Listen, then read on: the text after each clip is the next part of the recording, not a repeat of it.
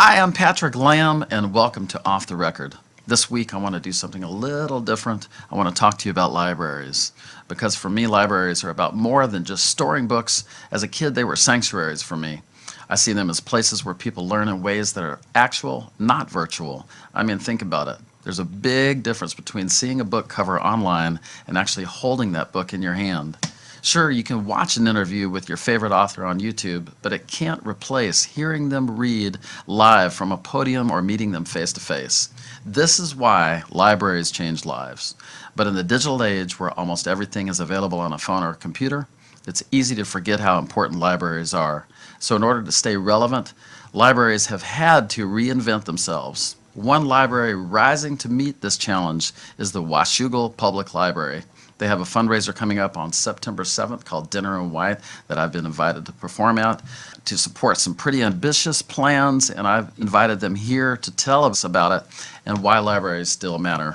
So today my guests are Terry London, event coordinator for Dinner in White on the Columbia, Zeta Bellamy, fundraising coordinator for Dinner in White on the Columbia, Judy Musa, Development Director for Fort Vancouver Regional Library Foundation, and Rick Smithrud, the Executive Director for Fort Vancouver Regional Library Foundation. Hi, everybody. Welcome to the show. Thank you. Thanks for having us. Thanks for We coming. are super excited to be here today. Oh my gosh, I'm excited to have you. You know, just want to get right into my first question, which is how did this amazing idea begin for the new library, and how does Dinner in White, this fantastic, I know it's a little crowded in here, but how did this new idea come about? Well, 7 years ago, there was a group in Camas that put together the Dinner in White, and it was held downtown Camas. They shut down a couple of the blocks of streets.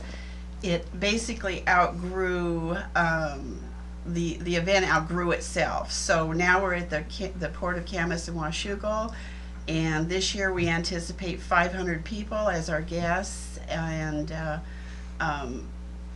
we are raising funds for the new Washougal Library Building Fund. Talk a little bit about the vision for the library, about who came up with the vision for the new library, and what is it going to look like, how much does it cost, and how can people get involved? So there is a library currently in Washougal, but it is very small. It's about 2,200 square feet, and it was built in the 70s when the population of Washougal was about 1,500 people. Now that Washougal is about 18,000 people, the library is just too small to accommodate. And we're not just talking about books, but actually services and programs that are happening within the library.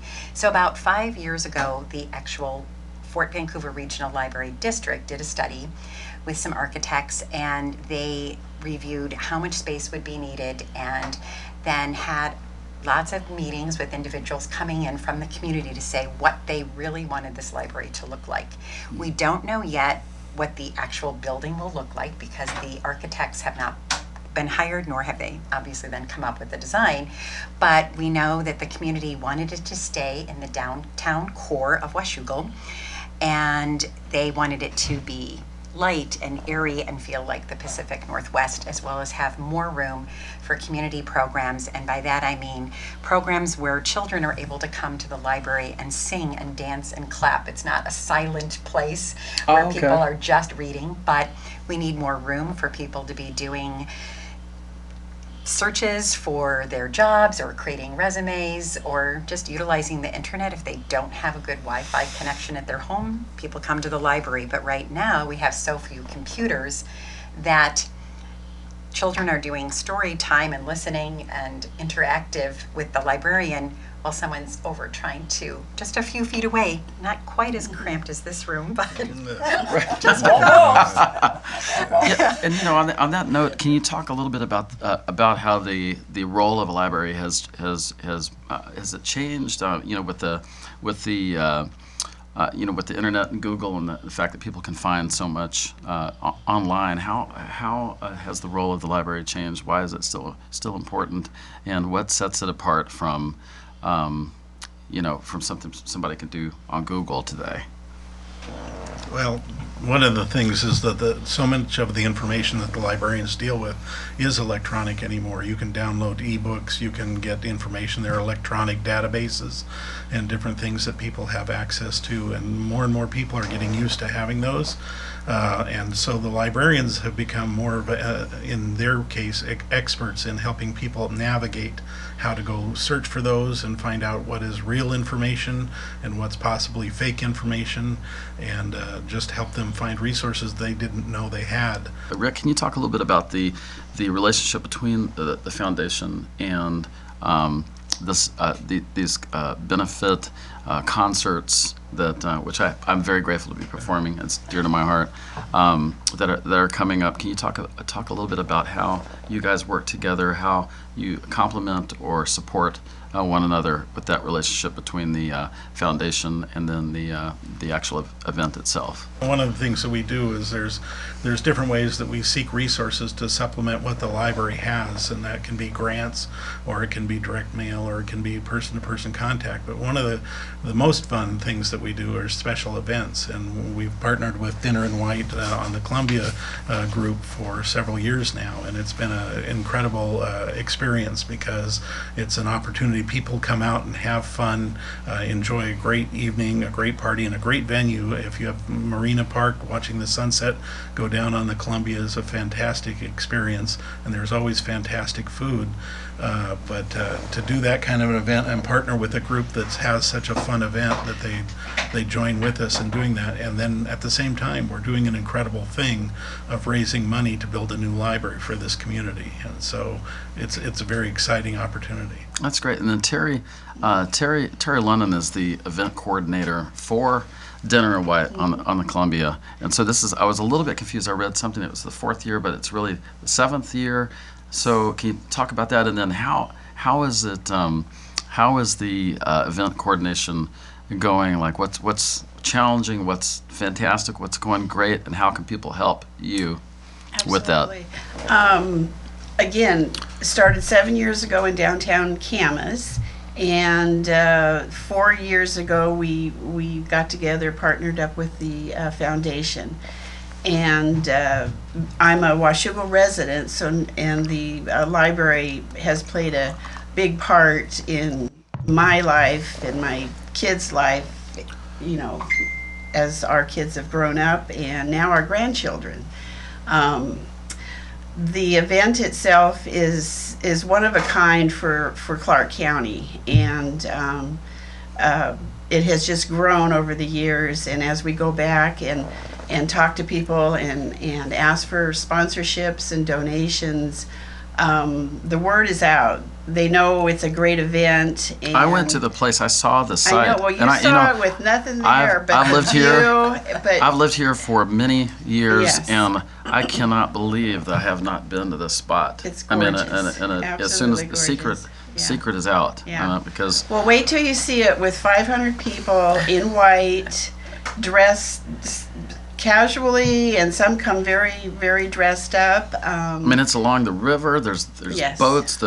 It's just absolutely It's gorgeous, stunning. It is and stunning. and there's some Yes. beautiful new properties out there too. Oh, You know, yes. I've Yeah. looked at as beautiful new developments, and the city as a whole has been growing exponentially. It doesn't look anything like what I remember, Oh, yeah. 10 years ago. Well, and that's what's going on. I mean, and and having this new library is going to benefit so many of the new residents coming in, and so many of us that I take my grandkids to the library now, and it's standing room only for some of the children's activities and events they have there. I mean, seriously, the kids, and they have to take turns, and it's just a very needed thing for our community. I remember the library for me when I went to Oregon Episcopal School. So, and I remember that I spent so much time in the library because if some kids if it's just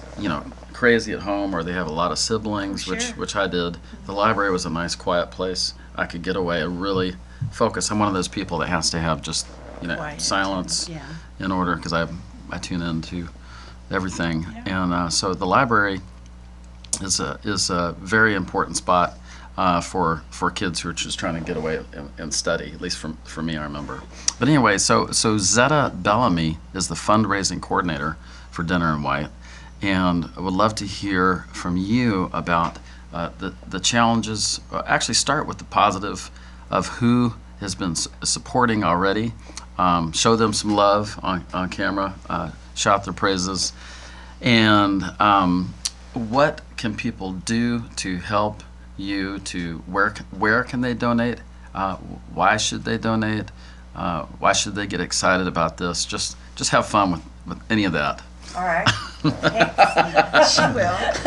So just like when I met you downtown Camas. That's how this all started. You Yes. tell them how this So, began. It was downtown Camas that first Friday. You happened to walk up to our table where we were passing out flyers for You guys were so sweet. our event, and you and I got to talking. And of I was course, like, who are these ladies? I jumped right in on Dinner and White and how important it is for Washougal is in such need of a new library, and I'm very passionate about what I do, and so here we are today. You're going to be our first live band to play at this marvelous event. And some of our sponsors who've been with us all along the way, I just can't say enough of how much we appreciate them. And it just continues to grow, and 100% of it just stays right here for the Library Building Fund. And it's just a lot of fun. I just enjoy every minute of it. So Oh, I can tell. I'm That's fantastic. super When you meet excited. you know that you really, love what you do, and it sounds like you guys have a fantastic group of sponsors that are coming together already. And there's a couple more I'd like to throw in. Foods in Season, thank you so much. And Lenny's Smokehouse for last year. And now this year we have Natalia's Cafe, who is going to be doing the catering for us. Oh wow! And Doomsday will be our brewery that will be donating the beer this year. And also Jenny Brown from Northwest Distributors. So she does a tremendous job helping us out with that side of things for the drinks and stuff. And also Hidden River Coffee this year. What can people do? Are you wanting to expand this sponsorship? Do you want to? How big is this a regional thing? Are you going to have a national reach? Paint us a picture. Like how big can this be, and how much money do you need to raise? We need to raise millions to build a new library. How many millions you need? Judy? Rick? Need about So- $5.5 million. So Judy Musa, Development Director for Fort Vancouver. This is a good segue back to you. How much money? How far along are you? And what are some projections? And what can people do to help? Well, each year the Dinner and White has continued to raise more money. My personal goal for this event would be $100,000, and that's pretty much a stretch goal because last year we raised a little over $40,000. But I still think it's possible, and so we do need people to still step up and buy their tickets, number one. And where can they buy tickets? They can buy tickets at Dinner and White on the Columbia.org. Dinner and White on the Columbia.org. Right. And we also need more sponsors. So we would love to have a presenting sponsor. So we're still working on that. And again, people can find more information about sponsorship, again, at Dinner and White on the Columbia.org. We also, even if somebody can't come to the event because they're taking their child back to school or whatever the case may be, they can still donate. They can still be part of this event.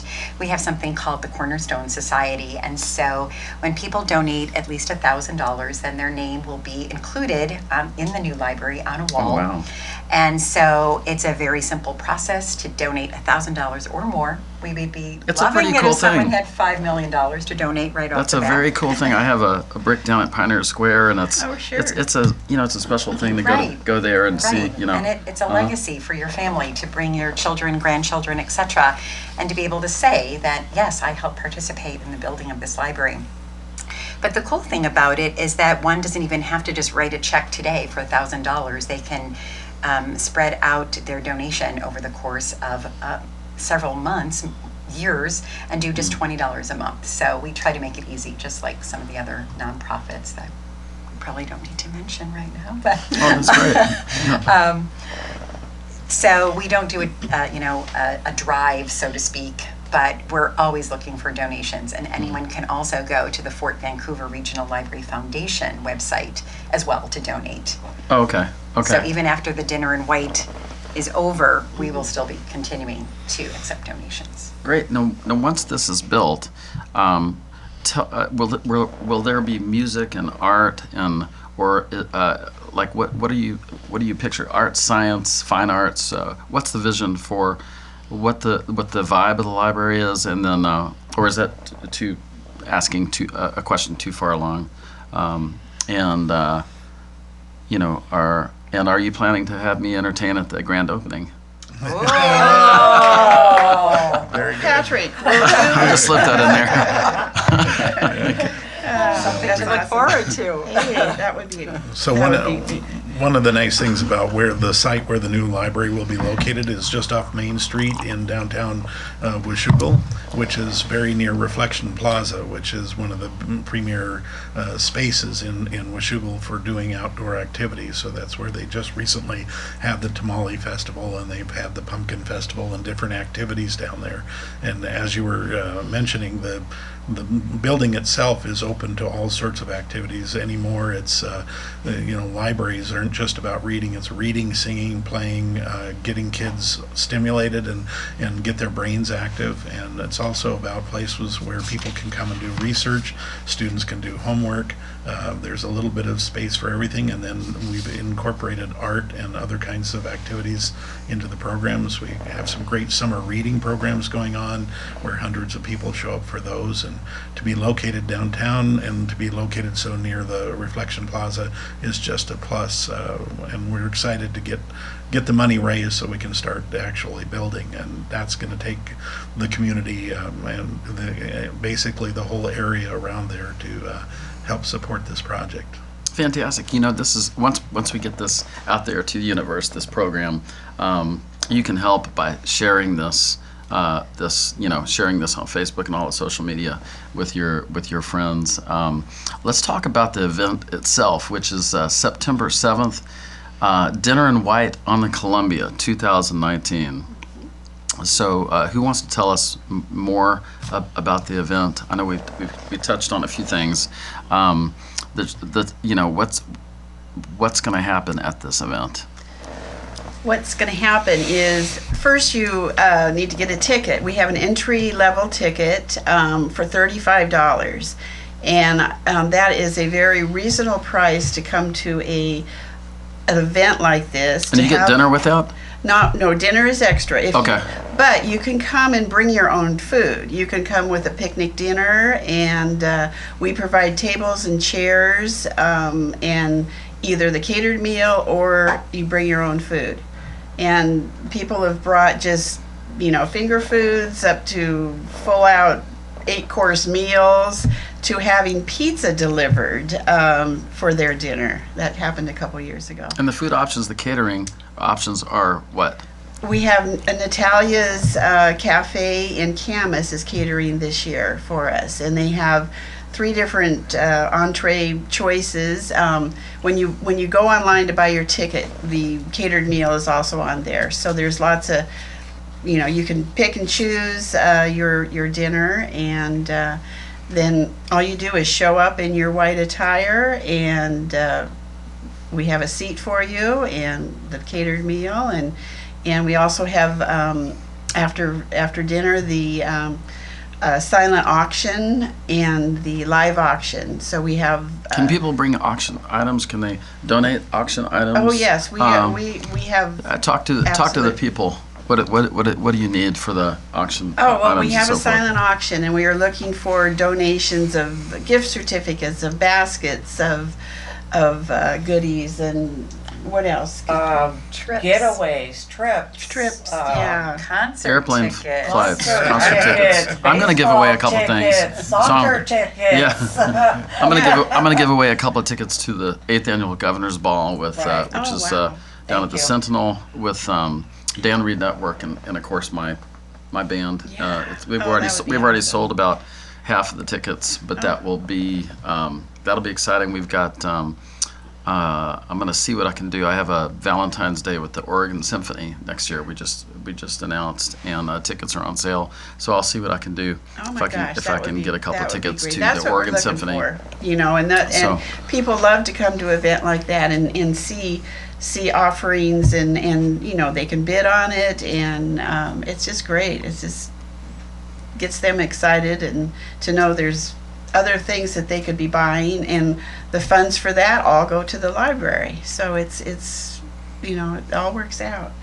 That sounds great. Well, what am I missing? Am I missing anything? Can we Napkin wave. step back to the catered meal just for a second? The Okay. catered meal is $40 Okay. per plate, which is an extremely reasonable price.